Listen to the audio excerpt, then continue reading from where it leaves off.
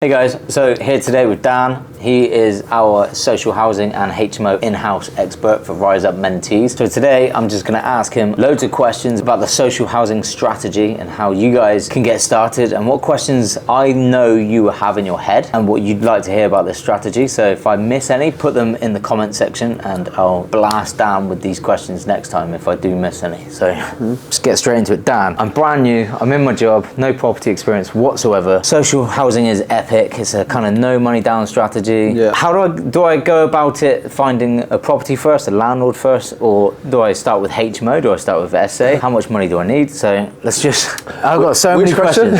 So many questions that I know these guys will want to hear. Yeah. So I think the first one is social housing like an end game strategy or is it an entry point strategy? Yeah, I think it could be well, it can be both, to be honest with you.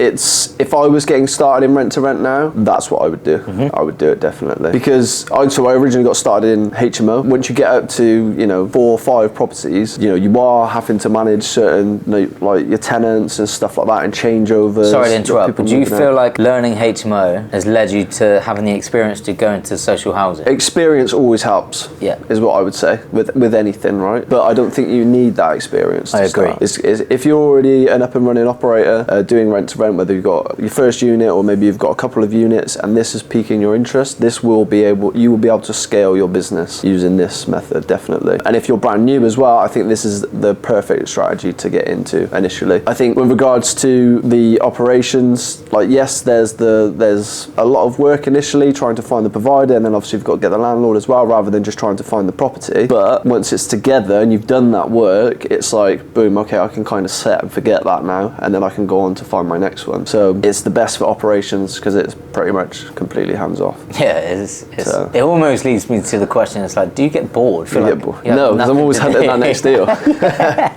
Yeah, so you become an expert of that first phase. Yeah. That's it, because you don't need to master anything else. No, exactly. It's just building relationships, finding new providers. Yeah. And then finding the properties. Yeah, and you can obviously scale and systematize the other processes, right? With like HMO, you could get a VA to handle all of your guest stuff, all of the tenancy, all of the admin, the spare room ads, arranging viewings, all that sort of stuff. You can get them to do that, and same with SA, you can get them to do your guest check-in and stuff like that, right? So you can, but you need to do that if you want to scale that. Whereas with this, you don't really need anybody helping you, because once it's done, it's kind of done. You have a bit of a system in place. You have reminders for your gas safety certs if you're taking those over, all the safety certs and stuff like that. You have like reminders for doing your inspections and stuff like that. But other than that, there's nothing to really manage. There's no turnover of tenancies. There's no really communicating with the provider that are in there. Like there's not much to do. I'm brand new, never done property before. I'm in a 9-to-5 job. Yeah. I've got less than $5,000 to my name. Yeah. This really appeals to me, but I'm feeling like that's not enough money. Is it enough money? Yeah.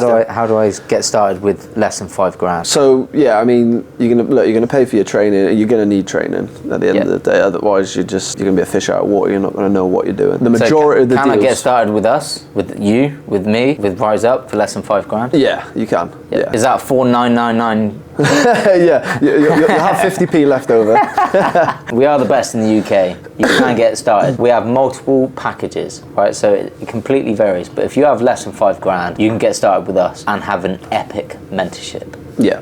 Yeah, 100%. With money left over. And with if you're solely focusing on back-to-back leasing, the social housing, you're not going to need money. So the last, I think, 4 deals that we've done, I'm not had to put any money into it. Yeah, literally click this video here. This one right here, they collected the keys at 12:30. I'll leave it pinned at the end of this video as well, so don't click here. Watch the rest of this and then go on to the next video, which will show one of their recent deals. And even though this was 10 days ago, this video, they collected the keys at 12:30 and gave the keys to the provider at 3:30. I turned up to do an interview in between, and then they left. Not going to touch the deal for the next 3 years, and then it's just a rent review to go again another 3 years, or is it 5? It's another 2 years it extends for. Yeah. And I wasn't even there. I was in Portugal. He was on holiday.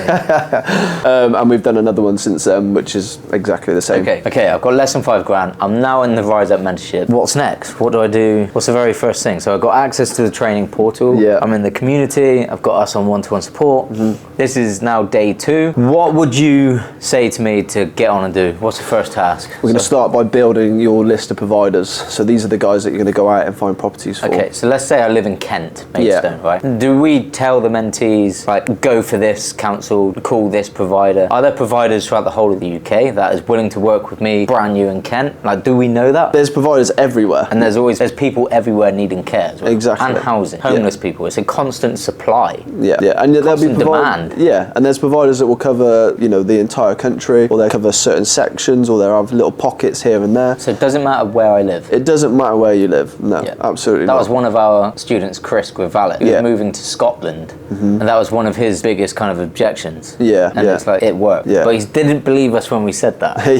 But no, he's relentless. No, even though he's in Scotland. Yeah, exactly. And like he's not even been to the majority of the viewings that he's booked. And like for his deals that he did, I don't even think he went to the viewings. Really? Yeah. He got the providers to meet the landlord after obviously getting them contracted up, so he didn't have to go there. Has he met the provider? No. Has he met the landlord? I think he met the landlord. Okay, and he structured 2 deals by doing that. Yeah.